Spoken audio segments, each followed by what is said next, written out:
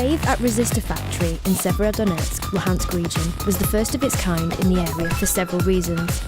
It was the first rave in an industrial space, the first rave to host European DJs, and the first rave to also showcase urbanism and contemporary art together. The very name of the factory where the rave was held determined the format, the artistic and urban resistance of reality.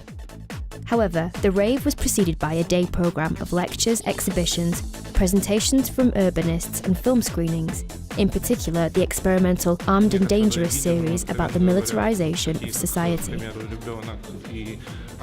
A few videos, to be frank, like for example a child and his father on the separatist side, teaching the child how to throw a grenade.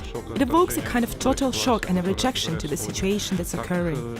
These radical right-wing groups in Kiev, where they have intensified and are active, have completely trashed exhibitions on any kind of discourse regarding the war. Alexandra Orlova, a culturologist from St. Petersburg, presented a study on Russian anti-war performances, of which there have been over 30 in the 5 years of the Donbass war. In many ways, Eastern Ukraine is like unknown territory for Russians. In that, when I say I'm going to Severodonetsk, they say, you're going to the Luhansk People's Republic? In other words, they have no perception that most of the Luhansk region is Ukraine, and it is important to talk about Eastern Ukraine there. And here, it's important to talk about the fact that there are different people in Russia. Ukrainian performer Anton Romanov gave 2 performances. He wrote a play in one, and the other was a reflection on whether performances are possible if there is no audience. This kind of work is about censorship and self-censorship, where I also censor myself. The things that I'm not ready to show to the audience, why I'm not ready to show them to the audience, and why I'm excluding the audience from the process. I would have shown this in Kiev, but I'm afraid to do it here. This is a kind of self-censorship. Architect Kira Rozhdestvenska from the Pilorama Group told us about the concept of tactical urbanism. She says that the term can also be used in the context of the Resistor Factory mini-festival. If there is interest in this space or that space, which for example is destroyed, abandoned, but once had its own interest and function, and there is a group of people, a group gathered together as a community or society, which can do something there, then it's real and does not require big investments or huge effort. The rave was organised by the British-Latvian organisation Rhythmika and Plus Minus from Severodonetsk. They say that the financial and logistical aspects of the events did demand a huge effort.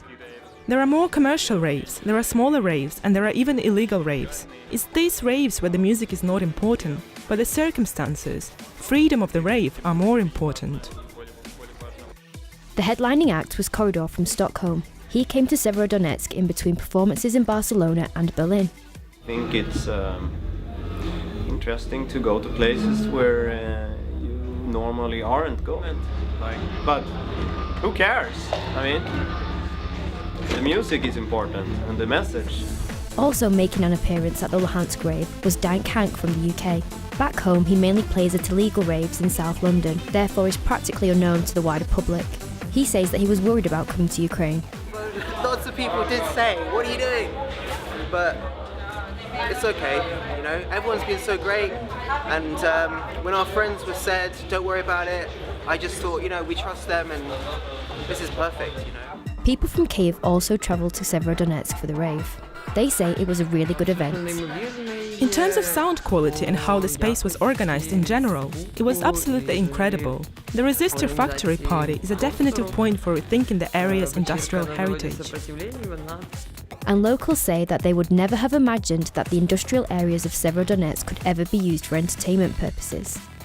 If you'd asked me, for example, half a year ago whether it was possible to do anything at the former plants, former factories, I would have said no, of course not, because it's unhygienic. There's a lot of dust, there's been nothing there for 15 years, the windows are smashed, it's cold there. Basically, I would have had a bunch of arguments against it. But not today, not now, 100%, because what happened tonight was absolutely unbelievable. Everyone who appreciates art should come here.